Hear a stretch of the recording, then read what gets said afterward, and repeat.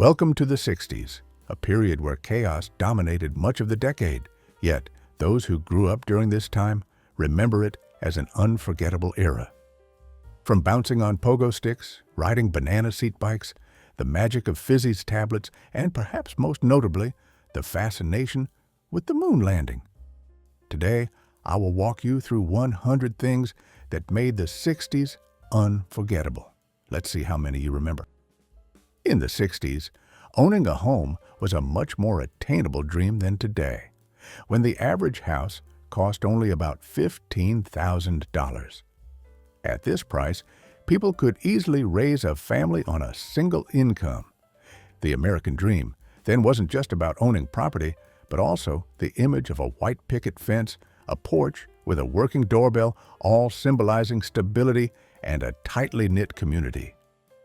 And as family life stabilized, travel and daily routines also had their own unique characteristics. For only about 30 cents a gallon for gas stations back then were more than just places to refuel. Attendants, neatly capped, not only pumped gas but also checked the oil, cleaned the windshield, and might even give you a free map. Most transactions were done with coins. There were no credit cards or complex touchscreens. Some gas stations even had fun giveaways like toy dinosaurs, state maps, or glass tumblers, adding extra joy for kids. The car considered the symbol of freedom back then was the Ford Mustang. Appearing on the streets in 1964, the Mustang wasn't just a car. It was a symbol of free spirit and youthful aspiration. Almost every teenager wanted a poster of this car, dreaming of road trips on open roads. You saw them everywhere, parked at diners, idling at stoplights, or rumbling through the suburbs. However, that freedom came with a reality we can hardly imagine today. Seatbelts were not widely known or used. The back of a station wagon was often considered a mobile playground for children, where they could bounce freely with every bump in the road, snack, and argue over who got the window seat. Even school buses didn't have seatbelts, and seemingly no one worried about it. Yet, somehow, we survived. Despite the lack of safety and transportation, children back then had other memorable experiences like summers at camp. Summer camp was a mix of insect-repellent smells, bunk beds, and the image of a counselor with a guitar. Even if they cried the first night from homesickness, children still wrote postcards home saying, "I'm having fun." Mosquito bites, mysterious meat dishes, and campfire songs became unforgettable memories for every child. Returning to daily life, a familiar sound every morning was the clinking of fresh glass milk bottles delivered right to the doorstep by the milkman before breakfast. Before you even worried about milk expiring, there would be fresh deliveries every morning for all family members. And if you were lucky, you might even get chocolate milk, like a surprise Christmas gift from Santa. Did your family ever get chocolate milk? How did it feel? When children were in school, during breaks or after school, pinball machines were a favorite destination. They stood tall in arcades, diners, and bowling alleys. With flashing lights, loud bells, and a steady flipper hand, dropping in 2 nickels felt like unlocking a whole new world. Another favorite bubbly drink was Fizzies. These were small, effervescent tablets dropped into water to make soda with flavors like cherry, grape, and root beer. They fizzed like magic and tasted like sugar and childhood. Developed in the late 1950s by Emerson Drug Company, by 1968, the product even outsold Kool-Aid. The decline of Fizzies was due to the banning of the artificial sweetener cyclamate, along with the quick dissipation of fizz and diluted flavors. Life back then was simple and straightforward, with the average American salary hovering around $7,000 a year. This income was enough to support a family, fill up the gas tank, and even pay for a summer vacation. People didn't feel rich, but also didn't feel left behind, a balance rarely seen in modern society. Besides daily life, the 60s also witnessed great events that entered global history. The entire United States watched the moon landing live together on a tiny black and white TV with static and rabbit ear antennas. Neil Armstrong's voice crackled through the interference, but the whole country felt like they were sitting in the same living room holding their breath. One small step for man, one giant leap for mankind was considered the greatest thing global audiences had ever seen. Despite such grand moments, this decade was also fraught with anxieties, especially the threat of the Cold War. The Cuban Missile Crisis wasn't just news, but a knot in the stomach, causing deep worry for everyone. People kept their radios close and looked up at the sky a little longer. Schools even practiced duck and cover drills, normalizing the nuclear threat in a way we find incredible today. During the long days of October 1962, the whole world seemed to hold its breath. Cameras back then used flashbulbs that had to be replaced after each shot. These bulbs would pop, sizzle, and get hot. People carried a spare pack as if it were ammunition, showing the inconvenience, but also the patience involved in photography. Cameras preserved memories, but music shaped an entire generation of teenagers. When the Beatles appeared on The Ed Sullivan Show, it was like a switch had been flipped, creating a huge cultural shift. Their haircuts and the screaming girls symbolized a big craze among American teenagers. A simple yet meaningful image of daily life was clotheslines. Hanging clothes outside was completely normal. Bed sheets flapped in the wind, towels dried stiff, but had the distinctive smell of sunshine. No dryer was needed for clothes to feel clean. From simple chores, we turned to a familiar corner of the neighborhood, the barbershop. Every neighborhood had a barbershop with a distinctive red and white striped pole spinning outside. Inside were checkerboard floors, leather chairs, and a radio that never changed stations. This was where men discussed politics, baseball, and local gossip, a community space rarely seen today. Upon returning home, the whole family gathered around the small TV screen. I Love Lucy wasn't just a rerun. It was considered a family member. Audiences knew episodes by heart, like the chocolate factory or the grape stomping scene. It was truly comforting. Beyond TV, children also had magical toys to explore the world. Every child had at least one Viewmaster reel. This device displayed 3D images of national parks, cartoon characters, or Disney movie scenes. This small red machine transported viewers to distant places with each click, opening up a world of imagination.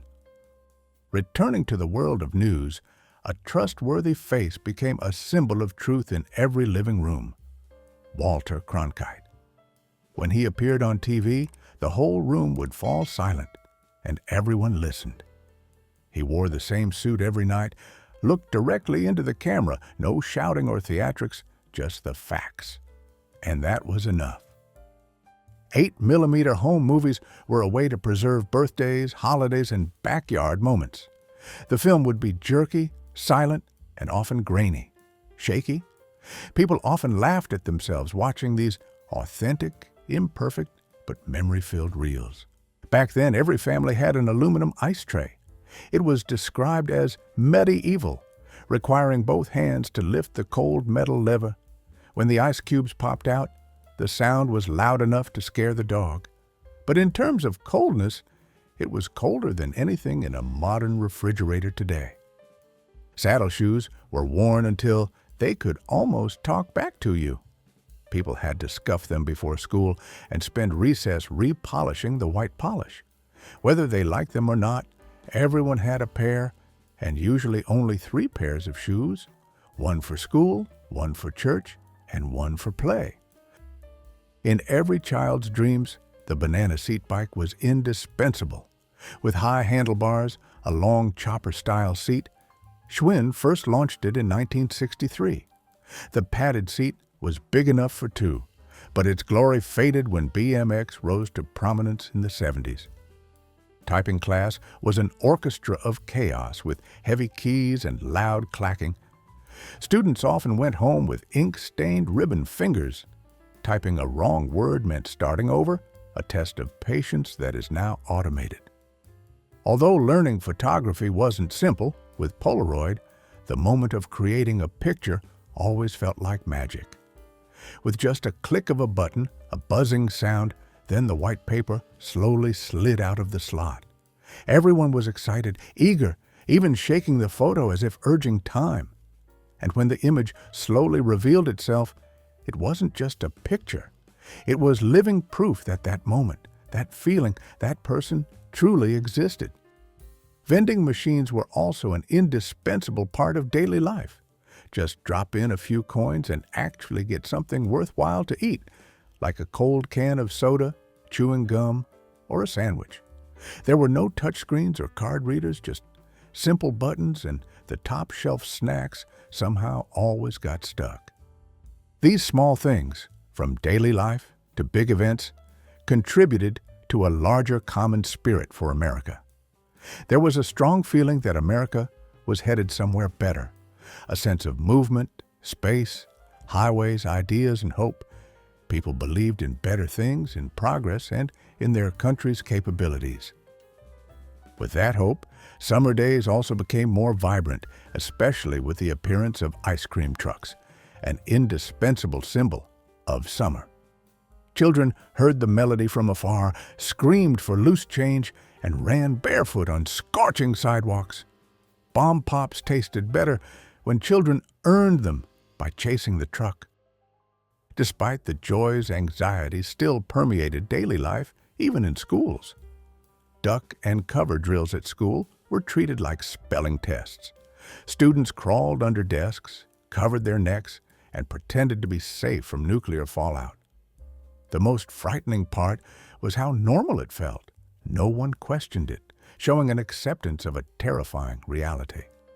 Back then, almost every child had a metal lunchbox. Sturdy like a tank, shiny, and often adorned on the front with images of their favorite TV shows or comic books. Opening it, there was always a thermos inside, faintly smelling of familiar sweet milk. Even if the latch or handle broke after bumps, kids still carried it to school every day, as if it wasn't just a lunchbox, but a small armor of childhood. Before school, children often watched familiar morning children's shows. We had Howdy Doody, Captain Kangaroo, and Hop-Along Cassidy. Strange puppets, simple sets, and old jokes, but it felt like they were talking directly to children. Children walked to school, no apps, no maps, or adult supervision. We were always told to go straight home, but rarely did. We would take detours, stop at the corner store, have quick fun in the park, and get home in time for dinner as if we had just returned from school. Life wasn't just about school, it was also about music from record players. The clicking, the gentle hiss, and then the music slowly emerged.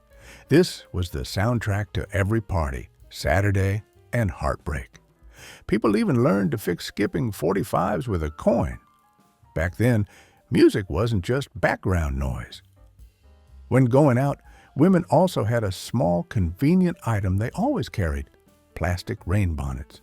They were folded into compact squares and rested at the bottom of every mother's purse. They would appear like a superhero cape when the sky turned gloomy. Not pretty, but effective, and every woman had one. Upon returning home, watching TV also required a small battle with rabbit ear antennas. One person held the rabbit ears while the other directed and shouted, "Right there!" People even clipped aluminum foil onto them and prayed the image would stay still. And when it worked, it felt like winning a battle. When the streetlights came on, children knew it was time to go home, no matter how exciting the game. Bikes skidded to a halt, kids vanished, and mothers peeked out the door with a single word: home. It was an order, and children back then had no other choice. After a day of playing, a visit to the corner store with some coins was an indispensable part of life. Children could actually buy candy with pennies. They walked into the corner store with a handful of coins and walked out with a small paper bag full of candies like wax bottles and button candy. Sugar was like freedom, and no one asked about ingredients. Beyond candy, knowledge was also brought home in another way: encyclopedias. Sets of encyclopedias were sent by mail, and people had to wait 6 to 8 weeks for a volume. Salesmen would knock on doors with promises of smarter children and sets of knowledge books. They sat on living room shelves like royalty, even if only volume T was opened to look up dinosaurs. At home, soda bottles also had their own way of being enjoyed. Bubbly soda tasted better when served in glass bottles. These bottles had to be opened with a wall-mounted bottle opener. People often lined up a series of bottle caps on their desks like trophies. Coke was especially good when served in heavy, ice-cold glass bottles from a cooler. When adults opened bank accounts, they also received unexpected gifts. Banks didn't just want your money. They also bribed with kitchen appliances. Just open a savings account and you could get a toaster, a set of glasses, or a blender. Back then, these things were actually better than interest.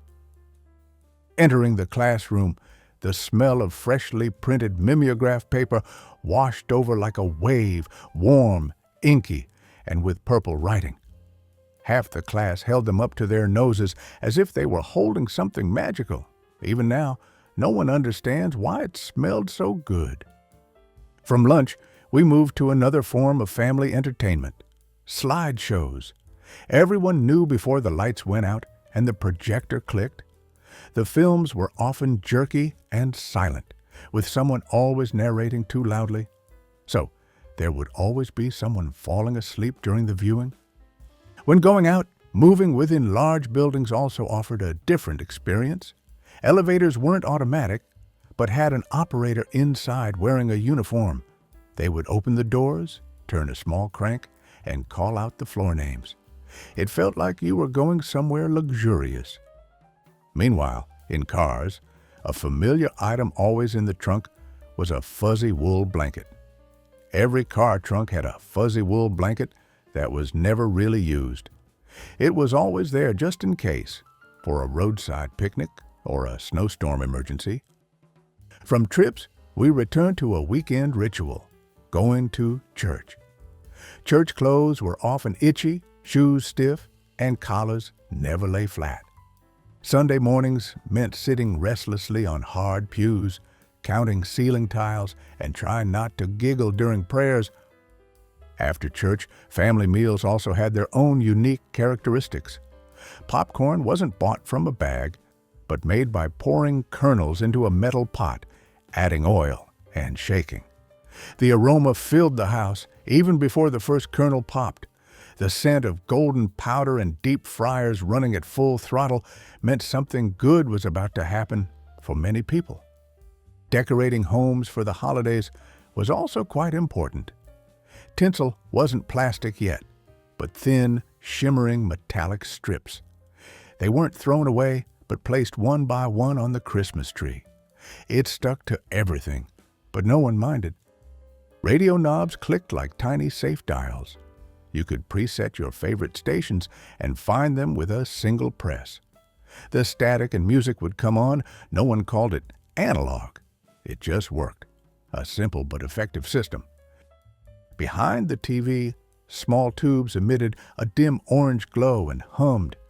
If the picture flickered, people gave it a whack. If it died, someone would go to the hardware store with a tube and a paper bag. Although TV was an everyday item, it also served as a bridge for sad historical moments. The entire nation froze before TV screens as Kennedy's funeral was broadcast.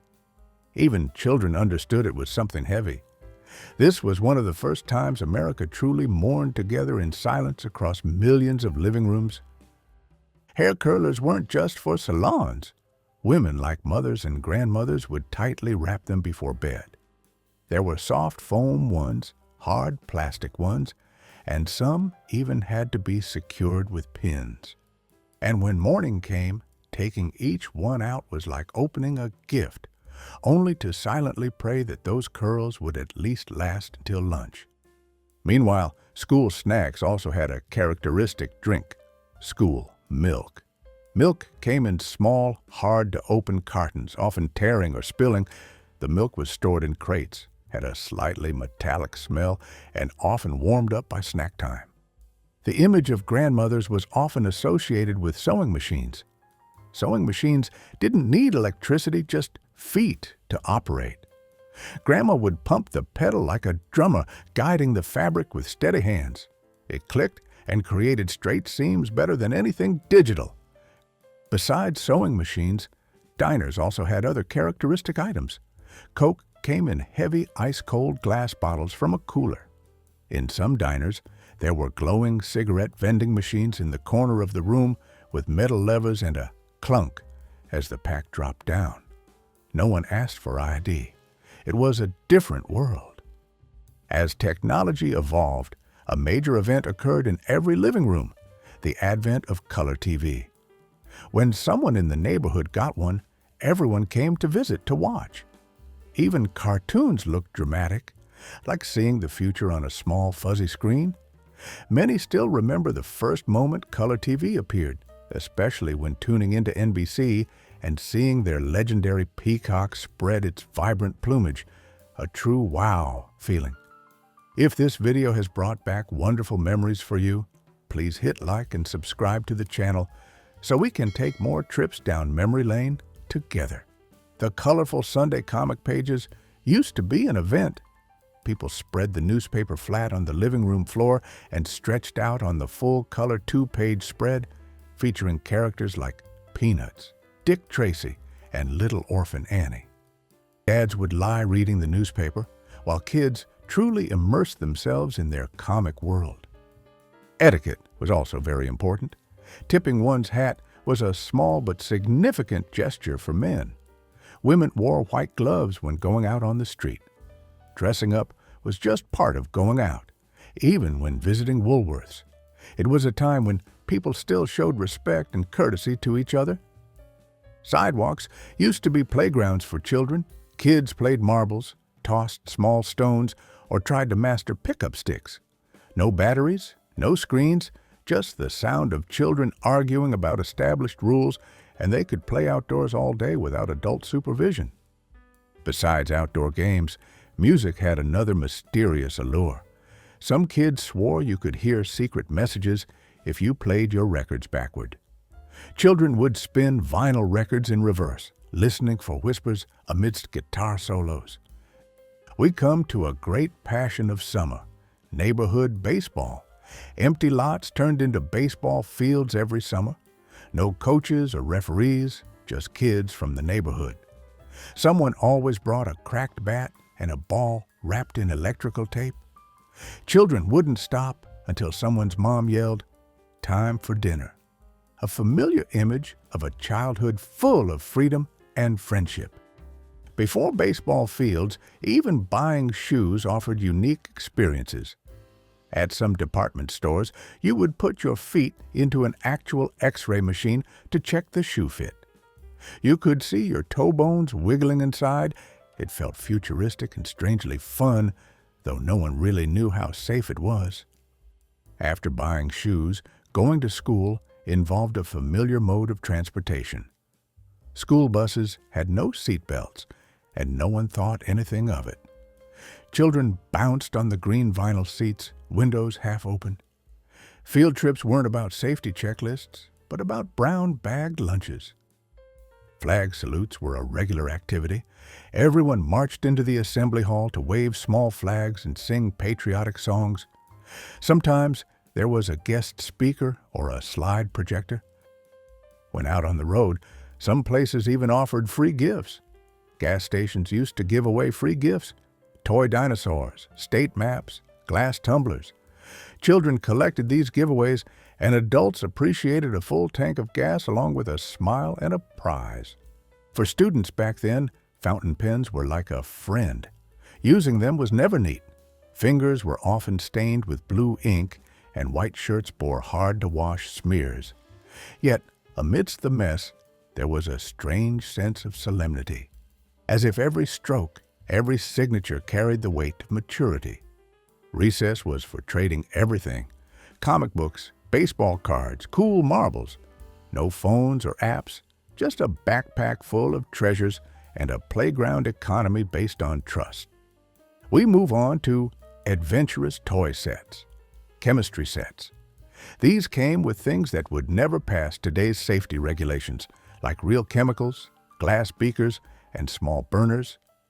Kids could create a stink bomb or a foam volcano without getting expelled. Transistor radios were pocket miracles. You'd press them to your ear, squint at the tiny dial, and scroll through static-filled AM channels.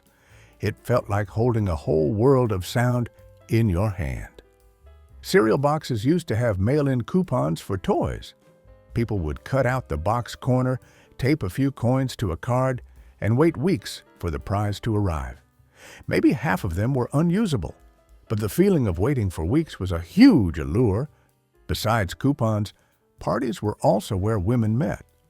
Tupperware parties weren't really about Tupperware, but a reason for mothers to dress up and gossip. Pastel-colored bowls with airtight lids. Tang orange drink was orange, slightly sour, and utterly iconic. Not because it was great, but because astronauts drank it. NASA's advertisements made every child want to sip what the guys in space were drinking. From space, we returned to TV entertainment shows. Rowan and Martin's Laugh-In appeared like a confetti cannon with bright lights, rapid-fire jokes, and costumes. Adults laughed while children just blinked, feeling it was adult TV, but weird enough to still be fun. Despite the entertainment, making phone calls was still a challenge. Rotary phones weren't built for speed. If your friend's number had too many nines, it would take an entire afternoon to dial. If your finger slipped midway, you had to start over. The sound it made, the clicking of the dial returning, felt more satisfying than any smartphone beep. Inside the house, another item caused inconvenience: plastic sofa covers. They were a summer curse meant to protect furniture, but they trapped every bit of heat. You'd sit down in shorts and immediately regret it as your legs stuck and your back sweat. They weren't allowed to be removed until guests left, and even then, maybe not. The yellow pages weighed a ton, thick as a dictionary. They were tucked under the phone or used to prop up a child for dinner. It was a phone book, a booster seat, and a doorstop all in one. Stored in small black boxes and manually loaded, film rolls were all about memories. Open the camera's back, pull out the film leader, wind it correctly. Each click felt like a small commitment. No preview, no redo. Dinner also featured a familiar Italian dish, canned spaghetti.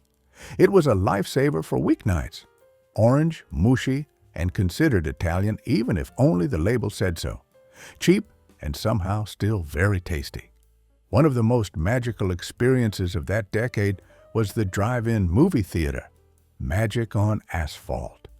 People drove in, hung the metal speaker on the window, hoping it worked. Families in station wagons, couples in convertibles, all sat under the starry sky, watching the brightly lit white screen. In homes with small children, the image of cloth diapers was indispensable. Boxes came with boil and bleach instructions neatly placed. There were no disposable diapers yet, just neatly folded white cloth squares pinned together with safety pins. Laundry day was filled with the smell of detergent, rubber pants, and above all, a mother's patient love. Many children's childhoods were linked to metal toy trucks. They were sturdy, sharp-edged, often missing a wheel, but resilient through sand, stairs, or even buried in the backyard. Received at Christmas, they were strong enough to survive for years, even possibly leaving a dent on the wall if thrown. Amidst life's ups and downs, small joys came from green stamps. People peeled them off at the grocery store, pasted them into books, patiently collecting them to exchange for household appliances. Reward catalogs opened up a dream world within reach. Just open the job pages, and you'd see a clear societal division. Men wanted in one column, women wanted in the other. One side for mechanics, the other for secretaries. a vivid reflection of gender segregation in employment at the time. For children, soda bottles were like money. Bring them back to the store, exchange them for a few nickels, then use them to buy candy. A small but familiar loop, turning glass bottles into sweet treasures. In the quiet house, there was an unmistakable scent. Dad's aftershave, often brut in a green bottle on the bathroom shelf. Just one dab, and the entire hallway filled with the scent of cedarwood, mint, and masculinity. A scent that made kids feel that's what grown-ups smell like.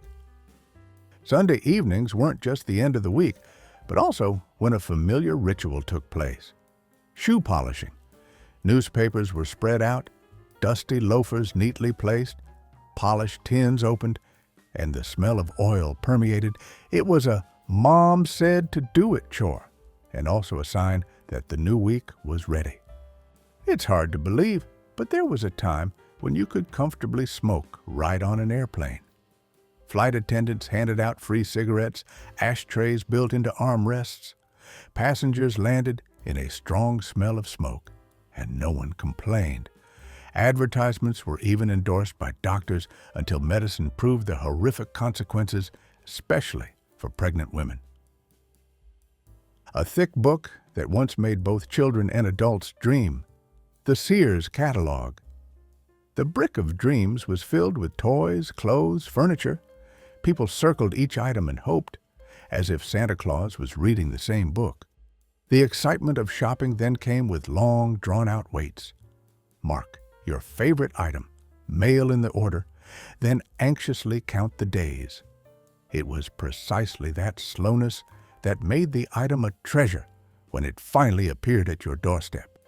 In many family kitchens, the centerpiece wasn't granite or modern glass, but the Formica table, often mint green or pale yellow with slightly wobbly chrome legs. People ate there, studied there, and even took apart toasters to fix them right on top of it. In 1963, Pepsi launched a new soft drink, Patio Diet Cola. Essentially the predecessor to Diet Pepsi, it was short-lived but colorful, with flavors like grape, orange, and root beer. Debbie Drake became the face of this diet soda. In the family medicine cabinet, a bottle of bright red solution always stood out, mercurochrome. Every scratch and cut was treated with this stinging antiseptic, leaving a hard-to-fade pink stain. It was so popular that almost every household had it, until the FDA warned about the risks from its mercury content. No toy was as peculiar as Uncle Milton's ant farm. Heavily advertised in comic books, millions of sets were sold. After purchasing, you'd mail in for a batch of 25 live ants. In the 60s, this craze became a real phenomenon. American youth once had a small-screen gathering spot, American Bandstand. Hosted by Dick Clark, the show not only introduced new faces like Stevie Wonder and Sonny and Cher, but also taught the nation how to dance the locomotion or the mashed potato. A piece of pop culture was born here. The 1961 baseball season is etched in history with Roger Maris and Mickey Mantle's race to surpass Babe Ruth's record of 60 home runs. And on October 1st, Maris achieved the impossible, his 61st home run entering legend. With these 100 interesting things, what from the 60s do you remember most? Or is there anything else I haven't mentioned? I hope this journey has brought you beautiful, nostalgic moments. Please share your stories in the comments below, and don't forget to subscribe to the channel so we don't miss our next trips down memory lane.